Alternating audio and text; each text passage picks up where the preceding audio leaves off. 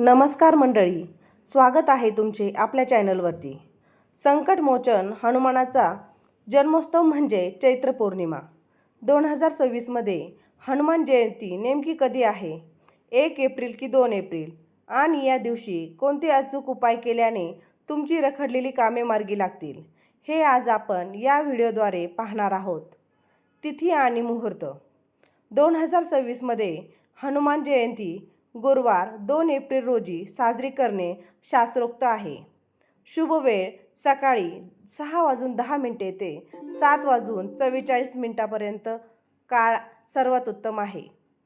विशेष योग या दिवशी ध्रुवयोग आणि हस्त नक्षत्र यांचा दुर्मिळ संयोग होत आहे। हनुमान जयंतीचे 5 प्रभावी उपाय कोणते आहेत ते आपण पाहणार आहोत। हनुमान जयंतीच्या दिवशी केलेले उपाय इतर दिवसांच्या तुलनेत 100 पट अधिक फलदायी ठरतात। चला तर मग जाणून घेऊया खास उपाय। सिंदूर आणि चमेलीचे तेल संकट निवारणासाठी हा उपाय करावा। हनुमान जयंतीला हनुमंताच्या मूर्तीला पूर्ण अंगावर सिंदूर आणि चमेलीचे तेल अर्पण करा। असे केल्याने ग्रहाचे दोष, विशेषतः शनीची 7.5 आणि मंगळ दोष दूर होतात। पिंपळाच्या पानाचा उपाय हा उपाय आर्थिक प्रगतीसाठी आहे।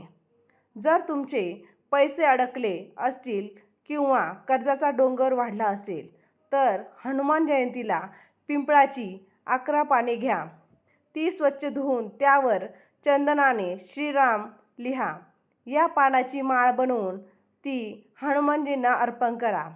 हा उपाय तुमची आर्थिक स्थिती सुधारण्यास मदत करतो।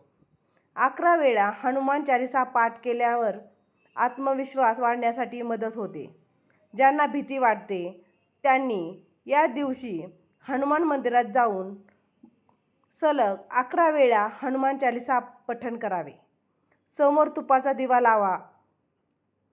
पान आणि बुंदीचा प्रसाद। नोकरी व्यवसायासाठी। नोकरीत प्रमोशन हवे असेल किंवा व्यवसायात अडथळे येत असतील तर हनुमंताला विडा म्हणजेच नागवेलीचे पान अर्पण करा। यामध्ये कात, चुना, सुपारी न घालता फक्त गुलकंद, बडीशेप आणि खोबरे असावे। सोबत बुंदीच्या लाडूचा नैवेद्य दाखवावा। मोहरीच्या तेलाचा दिवा। आरोग्यासाठी। जर घरातील कोणी सतत आजारी असेल तर त्यांच्या नावाने हनुमान जयंतीच्या संध्याकाळी मोहरीच्या तेलाचा दिवा लावावा आणि त्यात 2 लवंगा टाकाव्या। हा दिवा मारुतीसमोर लावून हनुमान बाहू किंवा बजरंग बाण वाचावा। पूजेची योग्य पद्धत। पूजा करताना नेहमी लक्षात ठेवा की हनुमंताची पूजा करण्यापूर्वी प्रभू रामाचे नाव घेणे आवश्यक आहे। राम नामाशिवाय हनुमानाची पूजा अपूर्ण मानली जाते। 1 एप्रिलला रात्री 7:23 पर्यंत भद्रा काळ असल्याने मुख्य पूजा 2 एप्रिलच्या पहाटे करणे सर्वोत्तम आहे। तर मंडळी 2 एप्रिल 2026 रोजी हे उपाय नक्की करून पहा आणि बजरंगबलीचा आशीर्वाद मिळवा।